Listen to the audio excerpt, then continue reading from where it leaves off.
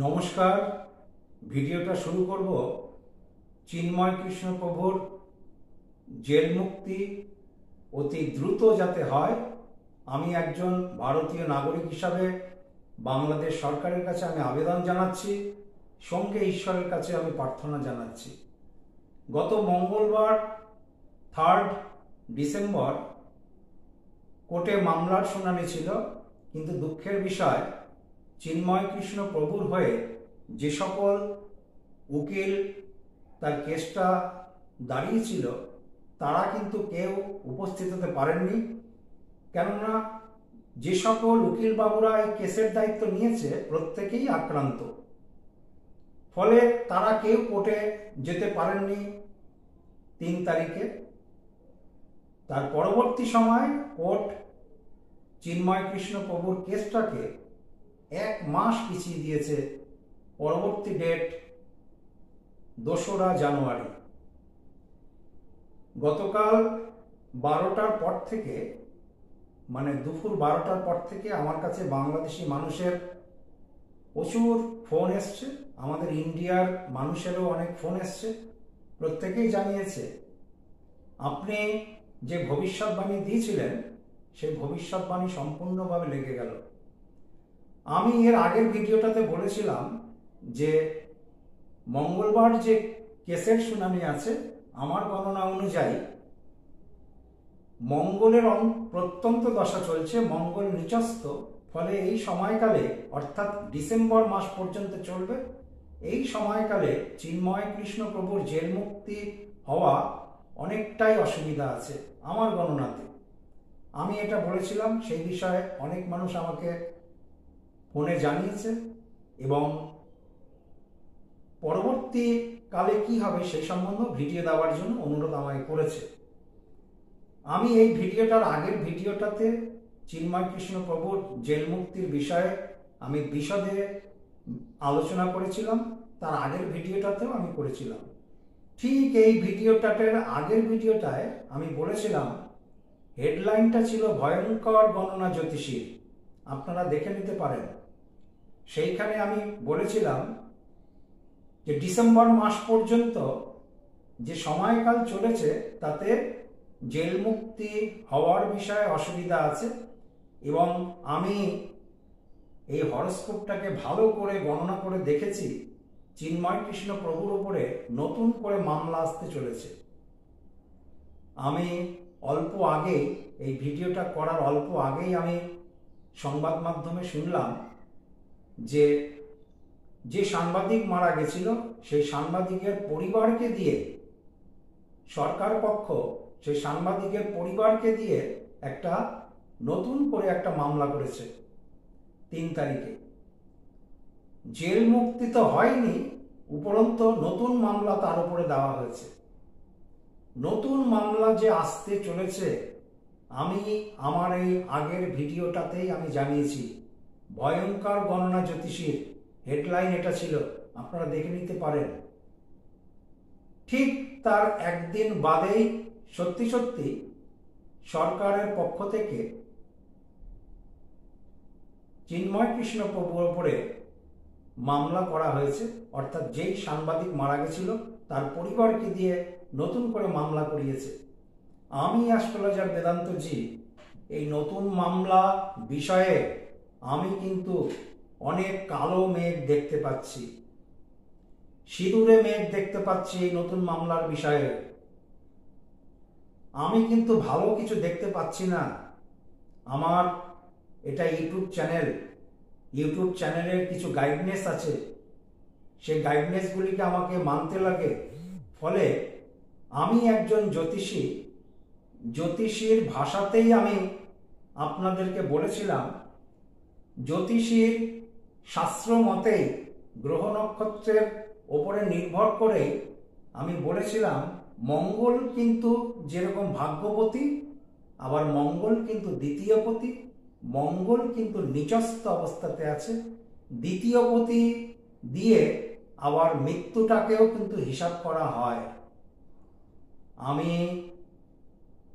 ইউটিউবের গাইডলাইন মেনেই আমার জ্যোতিষশাস্ত্র অনুসারে আমি অনেক কিছু বোঝাবার আমি চেষ্টা করেছি। আপনারা কে কতটা বুঝতে পেরেছেন কিনা আমি জানি না, তবে এক শ্রেণীর মানুষ তো আমার কথাটা বুঝেই ফেলেছেন। গতকালের যেই নতুন মামলা, আমার গণনা অনুযায়ী আমি কিন্তু আকাশে সিঁদুরে মেঘ দেখতে পাচ্ছি। অনেক বড় ষড়যন্ত্র কিন্তু চলছে এই বিষয়ে, এটা আপনাদের আমি বলতে পারি। এর থেকে বিশদে আমি আর কিছু বলতে পারবো না, কেননা চ্যানেলের একটা নিষেধাজ্ঞা আছে, একটা রুলস আছে, সেইটা মেনেই আমাকে সব কিছু করতে লাগে। এই হলো দ্বিতীয় পয়েন্ট গেল। প্রথম পয়েন্ট হলো চিন্ময় কৃষ্ণ প্রভুকে 1 মাস জেল হাজতে আরও থাকতে লাগবে। আমি ভবিষ্যৎবাণী দিয়েছিলাম যে ডিসেম্বর মাস পর্যন্ত ওনার মঙ্গলের প্রত্যন্ত দশা, সুতরাং আমার গণনাতে আমি পাচ্ছি না যে উনি জেল মুক্তি হবে। দ্বিতীয় পয়েন্টটি আমি বলেছিলাম চিন্ময় কৃষ্ণ প্রভুর ওপরে নতুন মামলা আসতে চলেছে, ঠিক তার পরের দিনকেই নতুন মামলা। ঠিক আমি ভিডিওটা দিয়েছিলাম যথাসম্ভব 2 তারিখে। হেডলাইনটা ছিল, আচ্ছা টাইটেলটা ছিল ভয়ঙ্কর গণনা জ্যোতিষী, আপনারা দেখে নিন।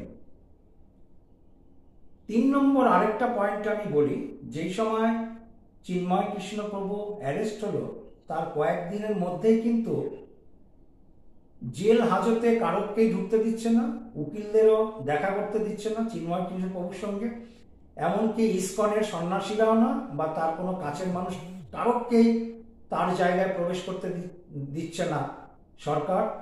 এবং চিন্ময় কৃষ্ণ প্রভুর গতি প্রকৃতি কি, তিনি কি কোথায় আছেন, কি ব্যাপার, কেউ জানেন না।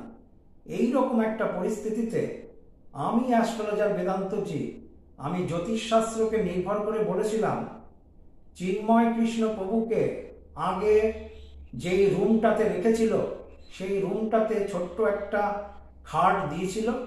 এটা আমি সংবাদ মাধ্যমে দেখেছিলাম, কেননা বিশেষ কোনো আসামিদের ছোট খাট দেয় শোয়ার জন্য। তা চিন্ময় কৃষ্ণ প্রভুকে সেই অনুসারে সরকার একটা ছোট খাট দিয়েছিল জেলের ভেতরে, এটা আমি সংবাদ মাধ্যমে দেখেছি। কিন্তু যখন চিন্ময় কৃষ্ণ প্রভুর সম্বন্ধে কোনো কিছু খোঁজখবর আসছে না এবং চিন্ময় কৃষ্ণ প্রভুর সঙ্গে কারোকে দেখা করতে দিচ্ছে না, সবাই উদ্বিগ্ন, সেই সময় আমি ভিডিও দিয়েছি। আমার ভিডিও ডেট এবং পোস্টিং টাইম আপনারা দেখে নিতে পারবেন। আমি বলেছিলাম চিন্ময় কৃষ্ণ প্রভুকে যেই ঘরে রাখা হয়েছে সেই ঘরটা পরিবর্তন হয়েছে এবং ওনাকে আগে খাটে শোয়ার জন্য বন্দোবস্ত দিয়েছিল, উনি বর্তমানে ফ্লোরের ওপরে শোয়ার বন্দোবস্ত দিয়েছে ওনাকে। আমার ভিডিওটার পোস্টিং এবং টাইম আপনারা দেখে নিন। আমি যেটা বলেছি পরবর্তীকালে সংবাদ মাধ্যম বা আপনারাও সেটা জেনেছেন। যেই সময় কেউ কোনো খবর পাচ্ছিল না প্রভুর সম্বন্ধে, আমিও সাথে সাথে ভিডিও প্রকাশ করেছি অ্যাকর্ডিং হরস্কোপটার উপর নির্ভর করে। আমার এই ভবিষ্যৎবাণীও মিলেছে।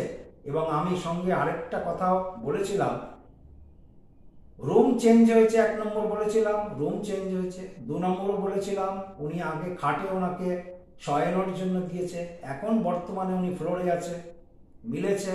3 নম্বর আমি বলেছিলাম চিন্ময় কৃষ্ণ প্রভু কয়েক মাস আগে পায়ে আঘাত পেয়েছিল, আমাকে একটু জানাবেন। সেটাও কোনো এক ভক্ত আমাকে জানিয়েছে সত্যি উনি পায়ে আঘাত পেয়েছিল। তাহলে বুঝতে পারছেন জ্যোতিষশাস্ত্র কতটা সত্যি কথা বলে।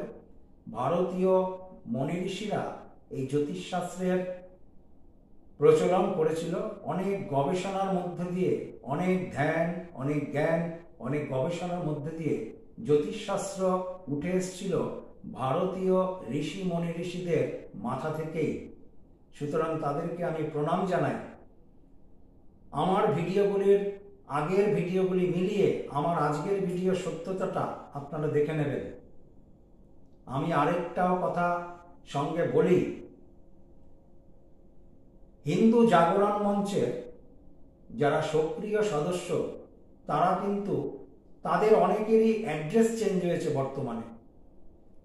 কেননা এই যে হরস্কোপটা আছে, এই হরস্কোপটার সাথে চিন্ময় কৃষ্ণ প্রভু নয়, এই হরস্কোপটার সাথে হিন্দু জাগরণ মঞ্চের ভবিষ্যৎ এবং হিন্দু জাগরণ মঞ্চের সদস্যদের গতি প্রকৃতিও এসছে। তো এই হরস্কোপটার উপরে নির্ভর করে আমি আজকের ভিডিওতে আমি ভবিষ্যৎবাণী দিচ্ছি, যারা হিন্দু জাগরণ মঞ্চের সদস্য, সক্রিয় সদস্য, তাদের অনেকেরই কিন্তু অ্যাড্রেসটা চেঞ্জ হয়েছে এবং তারা যেই অ্যাড্রেসে আছে সেই অ্যাড্রেসে সেই বাড়িটার পেছন দিকে অথবা একটা কর্নারের রুমে আছে, নয় পেছনের রুমে নয় কর্নারের রুমে আছে। এক। 2 নম্বর, জায়গাটা একটু আলো ঠালো কম আছে ওই জায়গাটাতে। 3 নম্বর, এদের মধ্যে অনেকেই কিন্তু ফ্লোরে শুয়ে আছে, কিন্তু রাত্রে ফ্লোরে এরা শয়ন করে। এদের মধ্যে অনেকেই আছে, যে শ্রেণীটা বললাম তাদের মধ্যে অনেকেই আছে ফ্লোরে বিছানা করে শুচ্ছে। এর খারাপ আর ভালো ফলাফল আমি অন্য ভিডিওটাতে দেব, আপনারা জানাবেন। তবে আমার গণনা অনুযায়ী আমি যেই গণনাটা দিচ্ছি, গণনাটা ধ্রুব সত্য। আমার গণনা অনুযায়ী আপনারা মিলিয়ে নেবেন। কেউ যদি এরকম পরিস্থিতিতে আছেন, আমি একটা জ্যোতিষশাস্ত্র মতে প্রতিকার আপনাদেরকে দিচ্ছি। ফ্লোরে যারা শুয়েছেন বা যারা অ্যাড্রেস চেঞ্জ হয়েছে তাদেরকে আমি বলবো, গাই যে আছে, যেই গরুটা দুধ দিচ্ছে, যে বাচ্চা দিয়েছে এবং দুধ দিচ্ছে, সেই গাইয়ের যে খড় যে চিবোচ্ছে সেই খড় অল্প নেবেন, বিছানার নিচে রাখবেন। অর্থাৎ গাইয়ের দাঁতে কাটা যে খড়, মানে কিছুটা খেয়েছে কিছুটা দাঁতে কেটে নিচে পড়েছে, দেখবেন গাই যখন খড় খায় সেই সময় কিন্তু কিছুটা নিচেও পড়ে, সেই খড়ের সাথে অন্য খড় মিলিয়ে আপনারা বিছানার নিচে দিয়ে শোবেন। 1। 2 নম্বর, সর্ষের তেলের মধ্যে তিল দেবেন। একটা ভালো সর্ষের তেলের বোতল কিনবেন, সেইটা খালি আলাদা রাখবেন, ওর মধ্যে তিল মিশিয়ে রাখবেন। রোজ দিন স্নান করার পরে শরীরের সর্বত্র ওই সর্ষের তেলের মধ্যে যে তিল আছে ওই সর্ষের তেল দিয়ে গায়ে মাখুন। এতে আপনাদের অনেক ভালো হবে। এবং যারা ভয় ভীতি পাচ্ছেন তাদেরকেও বলবো তারা এই উপাচারটা করুন। 1 হলো খড় বিছানার নিচে দেবেন, দশা কাটবে। 2 নম্বর, সর্ষের তেলে দিয়ে আপনারা স্নান করার পরে ভালো করে সর্ষের তেল দিয়ে তারপরে স্নান করার পরে সর্ষের তেল মাখবেন, এটা শরীরে থাকবে। এতে কিন্তু আপনাদের অনেকটাই পরিবর্তন হবে, গ্রহের দশা কাটবে। আজকের ভিডিওটা যে টাইটেলটা ছিল, মিলে গেল জ্যোতিষীর ভবিষ্যৎবাণী চিন্ময় কৃষ্ণ প্রভু, আমি টাইটেলটা দিয়েছি ঠিকই, কিন্তু আমি মনে মনে একদম চাইনি যে আমার এই কথাটা মিলে যাক। আমি সর্বত্রভাবে চিন্ময় কৃষ্ণ প্রভু এবং হিন্দু জাগরণ মঞ্চের যারা জেলবন্দি আছেন তাদের সবার উদ্দেশ্যে আমি ঈশ্বরের কাছে প্রার্থনা করেছি, এখনো প্রার্থনা করছি তাদের জেল মুক্তির বিষয়ে। কিন্তু আমি তো জ্যোতিষী, আমাকে ভিডিওটা মেনটেন করতে লাগে, সুতরাং টাইটেলটাও ঠিক দিতে লাগে। আমি যেসব কথাগুলি বলেছিলাম, ভবিষ্যৎবাণী দিয়েছিলাম, সেই ভবিষ্যৎবাণীগুলো অক্ষরে অক্ষরে মিলেছে। আজকেও একটা ভবিষ্যৎবাণী দিলাম হিন্দু জাগরণ মঞ্চের সক্রিয় সদস্যদের উদ্দেশ্যে, এবং প্রতিকারও আমি দিয়েছি।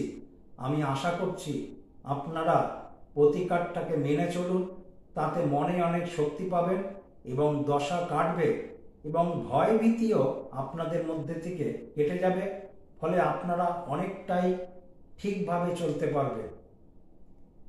ভিডিওটা আমি রোজ দিয়ে চলেছি আপনাদের উদ্দেশ্যে, কিন্তু আমি বলবো আমার এই যে ভিডিওটা আমি হিন্দু জাগরণ মঞ্চের সম্বন্ধে এবং তার যে মহানায়ক চিন্ময় কৃষ্ণ প্রভুর সম্বন্ধে আমি রোজ দিন ভিডিও দিয়ে আপনাদেরকে একটা গাইড দেওয়ার চেষ্টা করছি, এবং আমার ভিডিওটা যাতে প্রত্যেকটা হিন্দু জাগরণ মঞ্চের সদস্যদের কাছে পৌঁছায়। যাদের কাছে ভিডিওটা পৌঁছেছে তাদের আমি দায়িত্ব দিচ্ছি, আপনারা ভিডিওটা শেয়ার করুন, প্রত্যেকের কাছে জানি পৌঁছায়। আমার এই ভিডিওর ভবিষ্যৎবাণী এবং যেই গাইড দিচ্ছি এটা আপনাদের প্রত্যেকের লাগবে। সুতরাং প্রত্যেকের কাছে, জাগরণ মঞ্চের প্রত্যেকের কাছে ভিডিওটা শেয়ার করুন, হিন্দু ভাই বোনেদের কাছে ভিডিওটা শেয়ার করুন, এবং আমার ভিডিও যাতে ঠিক মতন আপনাদের কাছে পৌঁছে যায়, সেই জন্য আপনারা ভিডিওটাকে সাবস্ক্রাইব করে রাখুন, বেল আইকনকে প্রেস করুন এবং অল নোটিফিকেশন করুন। আমি রোজ দিন ভিডিও দিচ্ছি, আমি আগামী দিনেও ভিডিও দেব। এরপরে আমি যেই ভিডিওটা আনছি চিন্ময় কৃষ্ণ প্রভু সম্বন্ধে, খালি একটা কথা বলে রাখি, 2 তারিখের যে মামলা, সেই মামলাটা কিন্তু অনেকটাই চিন্তায় ফেলেছে আমাকে।